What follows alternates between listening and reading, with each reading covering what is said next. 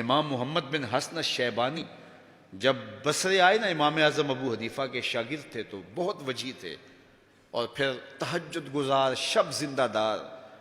تو یہودی مناظرہ کرنے کے لیے راستے میں کھڑے ہو گئے کہ ہم مسلمانوں کے امام سے ایسے سوال کریں گے وہ چکرا کے رہ جائیں گے. اب مسلمان بھی کھڑے تھے کہ دیکھیے کیا منظر ہوتا ہے. امام محمد کا چمکتا ہوا چہرہ، روشن پیشانی، سر پہ جو ہے وہ سنت کا امامہ اور جسم پہ سنت کا جامہ. جو ہی آئے نا، گھوڑے پہ سوار تھے، تو جو مناظرے کے لیے تیار کھڑا تھا اس کے لبوں پہ کلمہ جاری ہو گیا. تو مسلمانوں نے کہا تم تو مناظرے کے لیے آئے تھے، تو یہ کیا ہوا؟ تو اس نے برجستہ کہا جب میں نے امام محمد کے چمکتے ہوئے چہرے کو دیکھا تو میں نے کہا جب مسلمانوں کا چھوٹا محمد اتنی شان والا ہے تو بڑا محمد کیسا ہوگا؟ یہ شان ہے خدمت گاروں کی، سرکار کا عالم کیا ہوگا؟ تو اللہ نے وہ جمال دیا، وہ حسن دیا، اور جس کا حسن اللہ کو بھی بھا گیا، ایسے پیارے سے محبت کیجئے. دیکھیے کسی سے محبت کرنے کا سب سے بڑا داعیہ اس کا حسن ہوتا ہے، اور اگر یہی داعیہ ہے تو پھر آؤ نا حضور سے محبت کیجئے. اور ان سے کی گئی محبت بندہ نواز بھی ہے. ایک عشق وہ بھی ہے جو نکمہ کر کے رکھ دیتا ہے. غالب نے کہا تھا عشق نے غالب نکمہ کر دیا، ورنہ ہم بھی آدمی تھے کام کے آدمی کے پلے یہ چھوڑتا کچھ نہیں. لیکن جس کا عشق کی کہانی میں آپ کو سنا رہا ہوں، جس حسن کے قصیدے میں پڑھ رہا ہوں، وہ حبشی بلال کو کعبے کی چھت پہ چڑھا دیتا ہے، وہ عزتوں کی مسند پہ بٹھا دیتا ہے. اقبال یہ کس کے عشق کا فیض عام ہے، رومی فنا ہوا حبشی کو دوام ہے.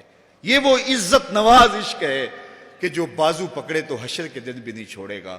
تو آئیے میں اور آپ اس مجلس رحمت میں عہد کریں کہ اپنی زندگی حضور کے بتائے ہوئے طریقوں کے مطابق بسر کریں گے. ہم حضور سے ٹوٹ کے پیار کریں گے، حضور سے محبت کریں گے.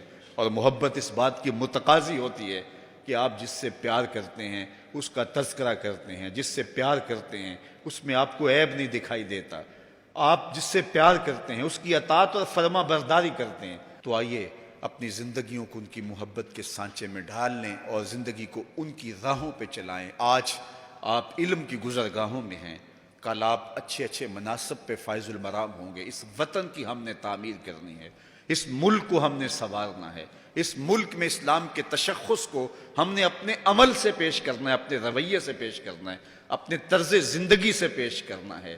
ہماری زبان کبھی بھی جھوٹ نہ بولے اس لیے کہ ہم حضور کے غلام ہوتے ہیں.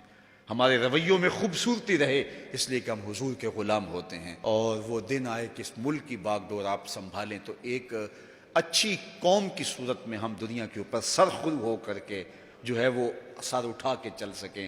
آج پوری دنیا پہ اگر جانا ہوتا ہے تو ہمیں وہاں جا کے شرمندگی ہوتی ہے کہ ہم وارث تو حضور کے ہیں لیکن ہم کہاں کھڑے ہیں اور یہ لوگ کہاں کھڑے ہیں. تو آئیے میں اور آپ اپنی تعمیر کیجئے، اپنی شخصیت کی تعمیر کیجئے، اور حضور کی محبت تعمیر شخصیت کی ضمانت بنتی ہے.